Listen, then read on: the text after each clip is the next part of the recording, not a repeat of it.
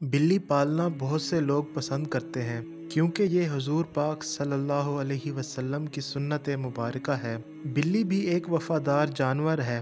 اسے اگر ذرا سا پیار کیا جائے تو یہ آپ کے آگے پیچھے دوڑتی ہے، لیکن خواب میں بلی دیکھنا کسی خطرہ سے کم نہیں۔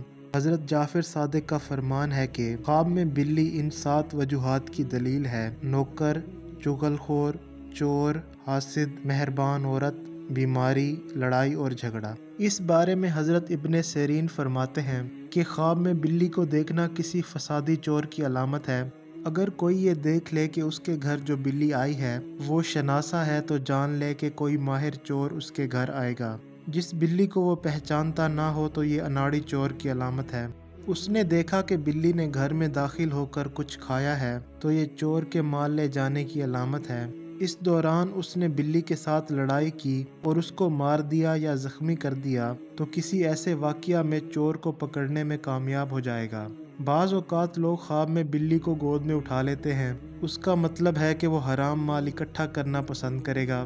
اگر کسی نے بلی کا گوشت کھایا تو یہ حرام مال کھانے کی علامت ہے۔ اگر اس نے دیکھا کہ بلی نے اس کو کاٹ کھایا ہے تو بیمار ہے تو زیادہ عرصہ بیمار رہے گا۔ اگر کسی کا خادم یہ دیکھ لے کہ اس نے رات کو خواب میں بلی دیکھی ہے تو وہ ملازم آزادی کا خواہش مند ہوگا اور کسی اور کی ملازمت میں چلا جائے گا۔